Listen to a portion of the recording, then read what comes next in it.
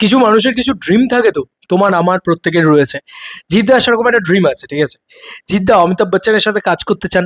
Jeddah actually the fan of Amitabh Bachchan. আমরা যেরকম জিদ্দা জিদ্দা জিদ্দা করে সেলিব্রেট করি, সেরকম জিদ্দা কিন্তু অমিতাভ বচ্চন অমিতাভ বচ্চন অমিতাভ বচ্চন বলে সেলিব্রেট করে। বচ্চন সাহেবের ফ্যান এই মানুষটা।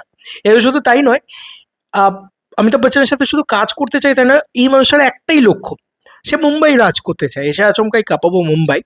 এবং সে আহ, বম্বেতে গিয়ে না সুপারস্টার হতে চায়, এটাই তার ছোটবেলা থেকে লক্ষ্য ছিল। এবং সেই কিন্তু মানে ছোটবেলা থেকে বলতে যখন সে অ্যাক্টিং এর ভিতরে ঢোকে, তখন কিন্তু সে বাংলা ইন্ডাস্ট্রিতে প্রথমেই টার্গেট করেনি।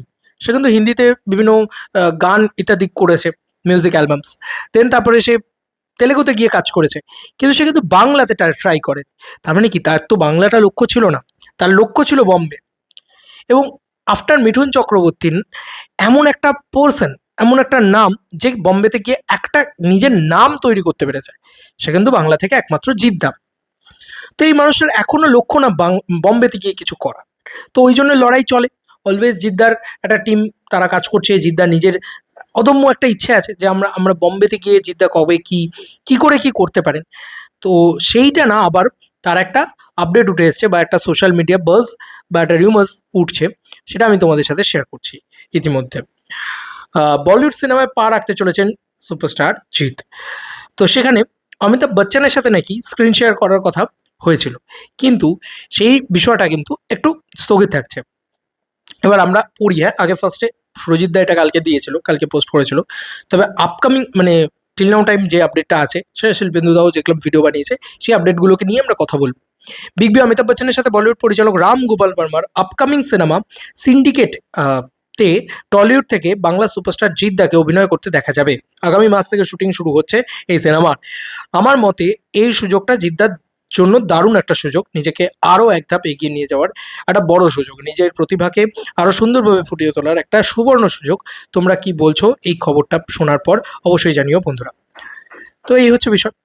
এবার এখানে লিঙ্কও দেওয়া আছে, মানে একটা মানে কোনো একটা পেজ বা কোনো একটা ইউটিউব চ্যানেল বা কিছু একটা কেউ একজন বলেওছে, সেই খবরের লিঙ্কও দেওয়া রয়েছে। ও বাই দ্য ওয়ে, এই হচ্ছে শিল্পেন্দুদারই লিঙ্কটা দেওয়া রয়েছে।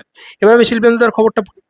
বিষয়টা হচ্ছে সরকার 4 বলে একটা প্রজেক্ট ছিল রামগোপাল বর্মার, সেটা প্রচণ্ড প্রচণ্ড পপুলার রামগোপাল বর্মা প্রজেক্ট, এবং রামগোপাল বর্মার কামব্যাক প্রজেক্ট হতে চলেছে এটা। ধুরন্ধর 2 দেখার পরে রামগোপাল বর্মা ডিসাইড করেন যে সে কিন্তু একটা গ্যাংস্টার ড্রামা বা প্রপারলি একদম একটা হয় না যে একটা সিন্ডিকেট ওরিয়েন্টেড কাজ তৈরি করবে। তো সিন্ডিকেট নাম দিয়ে একটা গল্প তার কাছে হয়তো রয়েছে, যেটা সে বানাতে চায়। সেটা 4 জায়গা থেকে 4টে বড় বড় স্টারকে তারা তুলতে চাইছে। বেঙ্গল থেকে প্রথম চয়েস রাম গোপাল বর্মা, ইয়ার কি নয় কিন্তু, এলি তেলি মোহাম্মদ আলী নয়, রাম গোপাল বর্মার মতন এত বড় একজন ডিরেক্টরের প্রথম চয়েস হচ্ছে জিদ্দা।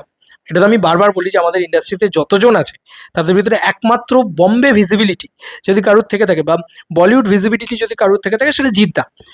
এর বাইরে আর কারুর কিন্তু বলিউড ভিজিবিলিটি নেই, মানে তাকে তাকে কেউ নেবে না বলিউডে, মানে তাকে কেউ নিতে চাইবে না বলিউডে। হয়তো একবার দুবার অফার করবে, বাট নায়কের চিত্র চরিত্রে, মানে তুমি ধরো খাকি দ্য বেঙ্গল চ্যাপ্টার, এই চরিত্রে যখন কাউকে দরকার, সেটা জিদ্দাকেই নেওয়া হবে। নীরজের সাথে বন্ধুত্ব রয়েছে, মানে ডিএচ পান্ডের সাথে বন্ধুত্ব রয়েছে জিদ্দার, জিদ্দা নিজেও বলেছেন সেই কথাগুলো। তো বম্বের যে কানেকশন এবং ভিজিবিলিটি, সে সব কিছু কিন্তু জিদ্দার অনেক বেশি। এবং যেহেতু প্যান ইন্ডিয়া রিলিজ হয়েছিল চেঙ্গিজ, সেটার একটা সাড়া ফেলেছিল, সে সব মিলিয়ে জিদ্দা অনেক বেশি popular rather any one pan India. আমাদের বাংলা থেকে একমাত্র প্যান ইন্ডিয়ান সুপারস্টার জিদ্দাকে বলা চলে। যাই হোক, এবার পয়েন্টে আসি। তো এটা কিন্তু একটা বড় রকম বিষয় জিদ্দার ক্ষেত্রে, কারণ জিদ্দার চানই বম্বেতে কাজ করতে। এবার আমাদের বাংলায় কেউ বলে বিপ্লবী, কেউ বলে ডাকাত কবে রিলিজ করবে, আই ডোন্ট নো। কিন্তু এই সিনেমাটার পরবর্তীতে জিদ্দা হয়তো বাংলা ছবি করবেনই না, কমিয়ে দেবেন হয়তো। জিদ্দার লক্ষ্য তো, মূল লক্ষ্য তো বম্বে। হয়তো অমিতাভ বচ্চনের সাথে এই ছবিটা হবে না, বা অমিতাভ বচ্চন হয়তো এই ছবিতে অভিনয় করলেও করতে পারেন, কিন্তু এই ছবিটা প্রডিউস করবে কে জানো?